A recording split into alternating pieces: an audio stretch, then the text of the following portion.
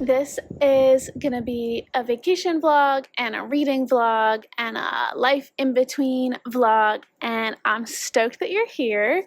And I'm on my back balcony. I'm back from my vacations. I've been kissed by the sun several times and I just kissed her right back. I said, on these vacations, I did a lot of reading and a lot of eating, and we went on some boat rides and just did a ton of fun stuff. So this is that. We vacation in the Adirondacks in upstate New York, and we were on Lake Pleasant, so we went on a few boat rides, and we had this beautiful suite with a lake view that we read on.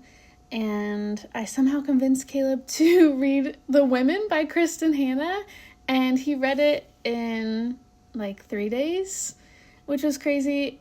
And someone told me that he cried on the beach while finishing it. So you didn't hear that from me. But I also somehow convinced all the boys on the vacation to come and read with me on the beach, and I called it Boy Book Club. Did they love that title? No. And they're like, my wife is far away, or my fiance is in Tucson. What the fuck is that? It's called The Woman. The Women. The Woman. She's a woman who needs no man. She's fighting combat. Literally. She's like stitching people together.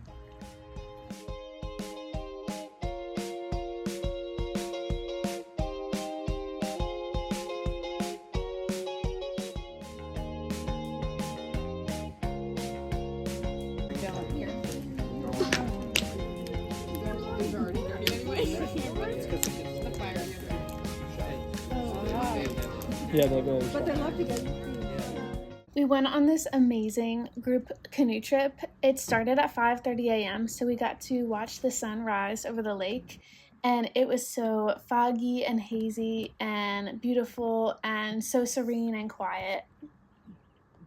After I finished Firefly Lane, I started Summer Romance by Annabel Monaghan. And I don't think I finished this one on this vacation, but I have a review of it later in the video.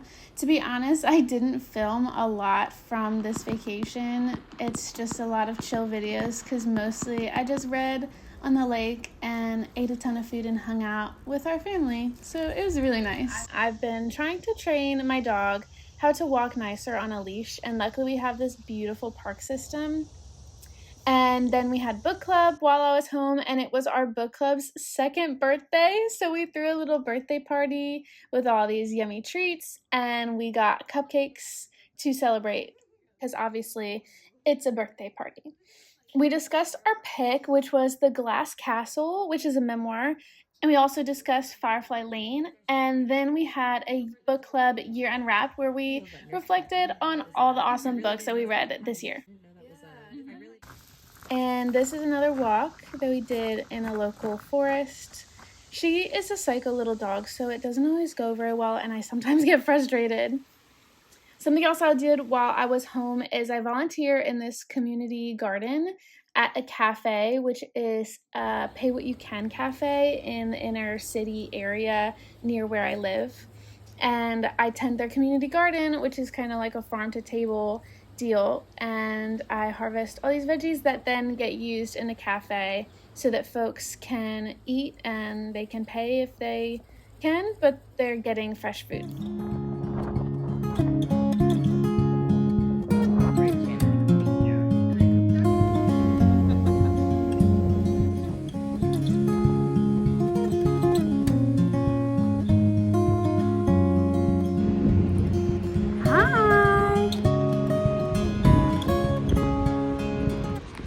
Top deck of our Verbo, and I'm currently reading Summer Romance. I'm not yet finished with it. I have about 50 pages left, and I'm liking it. I like it. It's not my favorite romance book I've ever read. It's nothing to write home about, in my opinion. Closed door romance, super sweet, super chill. I like the male main character. He's not my new fictional crush, but I do like that he skateboards. I just think that's like a really fun little detail that you don't hear very often. But a pet peeve that I have about romance novels is when the male main character is just like utterly perfect and has like zero flaws at all, or like idiosyncrasies, or just like beige flags that he has to figure out or whatever. Like his one reason that he's like I wouldn't make a very good boyfriend is like not even like a valid thing. It's not real. So those are just my thoughts so far. I honestly thought it would be more summery than it is. The summer part kind of feels optional. Like this cover and just the fact that it's called Summer Romance, I was like, I must read it on the beach. But it's not been specifically that. It's not imperative that you read it on the beach. Maybe not even imperative that you read it during the summer. I don't know. I was kind of hoping for a more summer, like a very extremely summer vibe from a book that has summer in the title. But that's just me. Other things I'm liking about this book so far is the fact that the female main character is a mom and has 3 kids, and that's like a whole part of the story, and also she's actively working through the logistics of getting divorced during the story, and I just think that's like a super real, not fluffy thing that was cool to be added into this sweet little summer romance. I appreciated seeing those logistics and seeing those feelings and seeing the not cute parts of some adults' romance love stories. Oh, another thing that kind of threw me off was on the cover, and I know that the author doesn't really always have a complete say in the cover, but like she's holding her 2 fingers. Can you see that? She's holding her fingers like that behind her back in the cover, and I kind of thought there was gonna be some tension there, like that was a hint at the story of like, I'm gonna go into this romance, but I'm not gonna tell him something, or something like that, and like that she was faking a relationship or something like that. But like that wasn't it. So maybe I was misled. It's not a bad book at all. I'm gonna try again when I finish it to tell you my full review and my star rating. Okay? Oh, also, while we've been here, we went to Duck, North Carolina, which is another part of the Outer Banks, and I like hunted down that bookstore, and I spent so long in there, and my family was like, we really have to like head home. And I was like, oh my god. And then I said, oh my god, there's another bookstore in the town that we're staying in, actually. And they said, but you already bought a book from the other bookstore. They don't get it. They don't get it.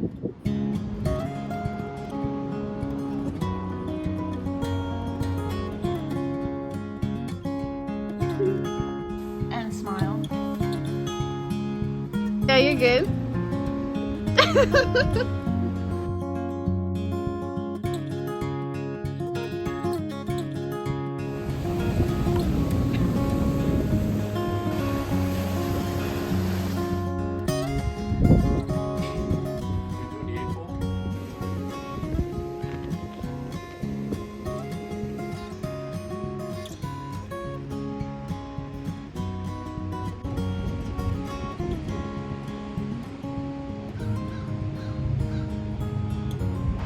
Summer Romance. I don't have it with me, but I think I'd give it 3.5 stars. Okay, this book is kind of crazy though. It's definitely one of those ones where I have to like put it down and stare at the wall and think about what I would do, because a lot of these people, they're opening their boxes to find their string, to see how long their life is or whatever, and some people have really short strings, and society has started calling them short stringers. That's nuts. And there's like different stories of all the different ways that people are reacting to finding out that they have a short string. Like, what would a person even do? I'm just like sitting here staring blankly, thinking about it. Next, at the Outer Banks, we went to this art market with all these vendors, and I bought a soap, and it was just the most perfect, beautiful day.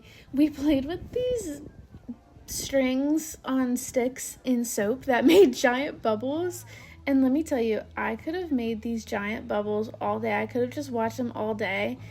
Forgive me for putting so much video of these bubbles in this video, but I literally, my mom had to be like, come on, Britt, there's children that want to play with these bubbles, because they were just so fun. We stood there and made them forever.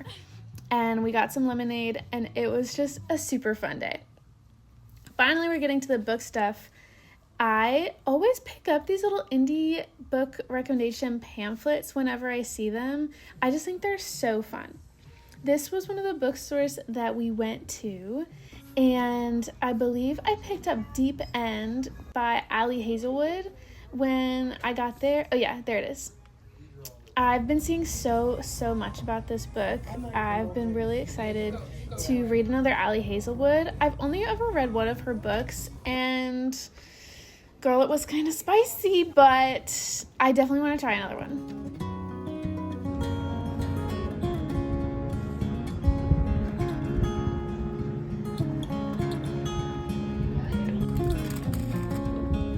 What did you get, Britt? Something that I kind of wanted to talk about is reading speed. And I know that sounds silly, but I think I get myself feeling some type of way when other people read books faster than me or read more books than me in a given time span.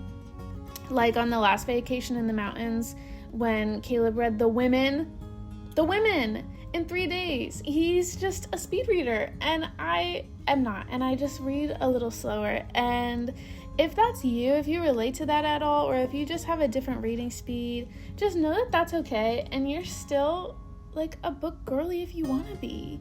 And I think I have to remind myself of that sometimes, that we all read at different speeds, and that we all, finish books at different rates, and that is okay. And I don't have to try to, grind out books to try to get a certain number in a certain amount of time. I wanted to pursue quality over quantity this year in books, and I think I'm doing a pretty good job at that. And I'm so excited to be making this YouTube channel, but I'm also feeling a type of pressure now that I have it to read more and more books so that I can talk about more and more books, and so that I can be like everyone else that has a YouTube channel about books. But I need to tell myself to return to my original goal of quality over quantity, and I invite you to join me in that. If you would, let me know in the comments. I think you're just hating. Yeah. It feels like being alive. Uh-huh. Fun about. Walking path through like coast and forest.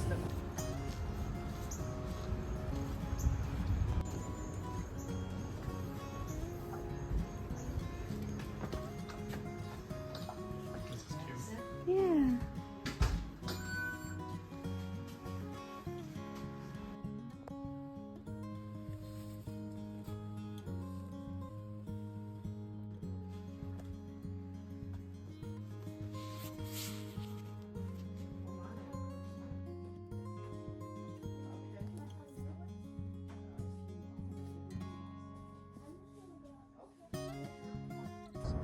Locked in here. Do you think our brain had that? Okay, during this trip I also made a video while out on the deck, but it was way too windy and the sound just got completely washed out. So I'm going to redo it. It was my review of Summer Romance, the book that I was reading on both vacations, and I'll give you a summary. This homegirl is separated from her husband. Her mom had passed away like a year or two prior, and she's just been in kind of a depressed state for the past 2 years, and her friend is like, go put on some hard pants and let's get you back out in the world.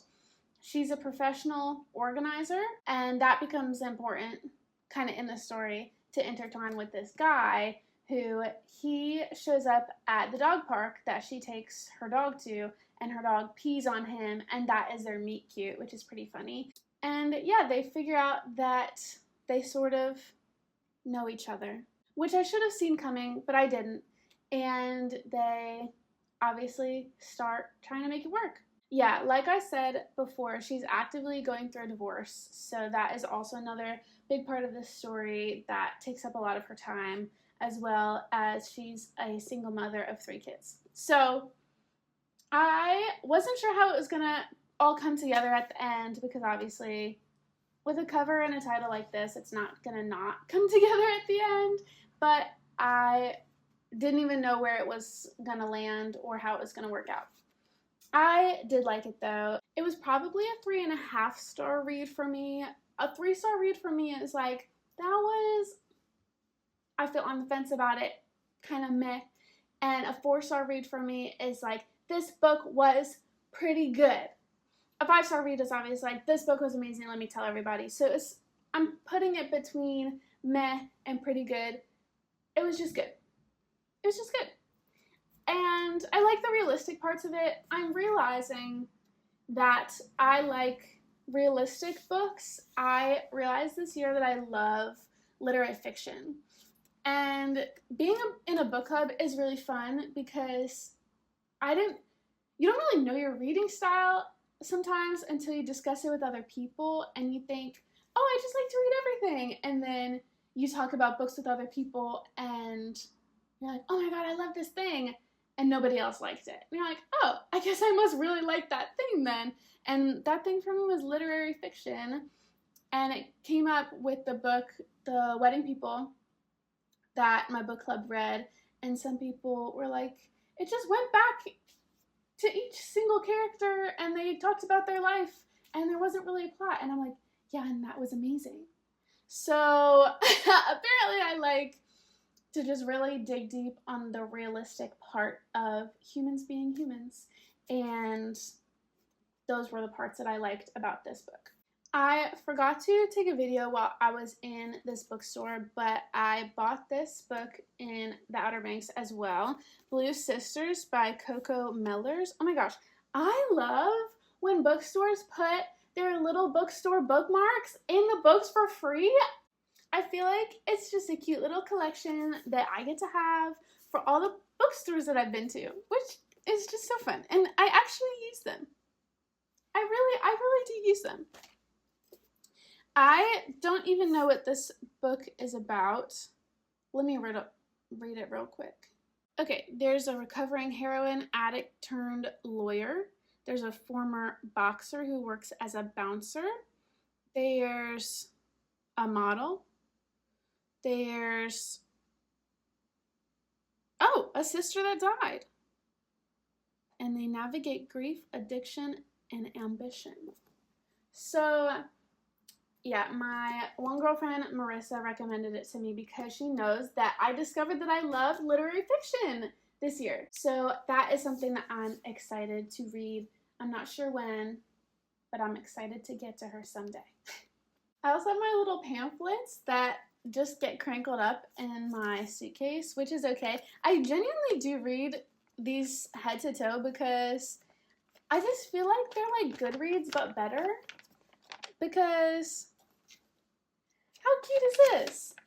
Everybody's out here scrolling on their phones waiting for, you know, the dinner reservation to call our name or whatever. And I'm out here reading this little pamphlet. So fun. This one is Summer 2025 for reading groups. And this one is for August. This one got soaked and crinkly in my bagoo. I accidentally dumped my whole water bottle in my bagoo. I don't know how that happened. But it's just fun to find new titles in these little things. If you've never picked up one of these little pamphlets in an indie bookstore, I'm not sure what you're doing in there, but they're adorable and they're free and I get to go home with one and it's very cute. And they usually have this courtesy of this bookstore little white square at the bottom that maybe they're supposed to put their name in, and I've never seen a bookstore do that, but this one did. Island Bookstore. Hold on. There we go. Island Bookstore put their little stamp. And that is so cute. I don't know if anyone else notices those types of things, but I notice Island Bookstore. I see you stamping your little stamps. These postcards were also a victim of the soaked Bagoo purse.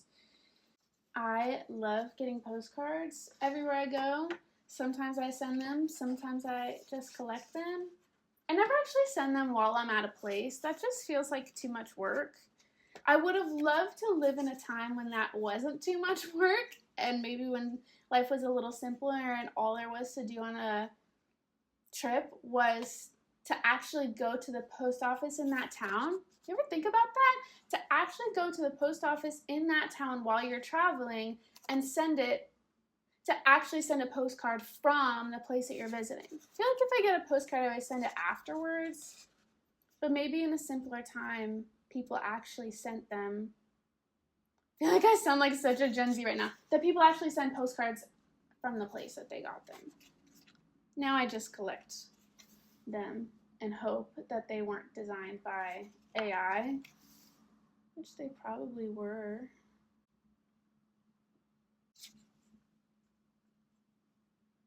But anyway, they're crinkly and I still think that they're adorable. And I also finished The Measure while I was on vacation, and wow. I was not expecting a 5-star read from The Measure. I don't even know what genre to consider The Measure, if it's sci-fi or literary fiction or general fiction or what, because the premise of the book is that all of a sudden, every single person in the world wakes up to a box in front of their home. Even homeless people wakes up to a box that says on the top, "The measure of your life lies within." And there's a string that tells you how long your life is, like from birth to death. And I have so much to say about this book. This book had me thinking, for real. I was thinking so deeply about everything, mostly because it really paralleled the COVID pandemic for a second. And I have a bunch of highlights here that I wanted to tell you just to demonstrate the fact that it was just like COVID, and I don't know if the author meant for it to be just like I'm sure it's too much of a coincidence for it to not be like an allegory for the pandemic. It happened in March, and that was like an important thing that they kept saying. So obviously it lined right up with COVID-19. B, there was a presidential campaign going on during the midst of all the crazy chaos. C, it divided everyone in half, the short stringers and the long stringers, and made them fearful of each other. Does that sound familiar of 2020? It talked a lot about how people were paranoid after the whole thing went down and just really skeptical of each other and paranoid about everything that's happening and going on. People thought that the end times were near. They talked about how other countries started making laws to handle this whole thing and how other countries reacted to those countries making new legislation around it and rules and mandates and all this stuff. Also, I think I also loved it because it was sort of a literary fiction, and it just went so deep into all these different people's perspectives and lives and how they felt about it and how they reacted to their string and the decisions they made based on their string. And when I make a critique about a book that I want it to go deeper, that I wanted it to go so much deeper, this book is what I meant. This book is seriously what I meant. I highlighted a bunch of things that I just thought were whack about this book, and I'm hoping I'm not giving too much away. I don't think any of these are spoilers. There's nothing really in the book that happens big that could be spoiled, but if you want to skip ahead, you can skip this part if you want. They talked about the strings changing people's premium payments on their insurance. That's crazy. People got laid off from their job because they were open that their string was short and that they were going to die soon, and companies didn't want that liability and burden. That's crazy. I'm just going to say that's crazy after each one of these. People talked about the statistics of string lengths for different demographics of people, and if strings were shorter in BIPOC communities. I thought that was really interesting. People made dating apps specifically for short stringers. There was a program set up that you could swap houses with another short stringer to experience living somewhere else temporarily. That's crazy. They changed all types of laws for military people. That was a big part of the story as well for a couple of the characters. But what was interesting is that people were so obsessed with the string length, and that just meant if you lived or died. People didn't often think about how, okay, maybe your string could be long, but bad stuff could still happen.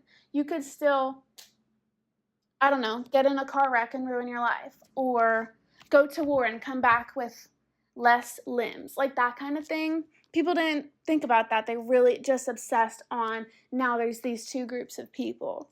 I thought this book was so interesting because another theme in the book was, would you get into a relationship with someone knowing the length of their string and if it's different than yours?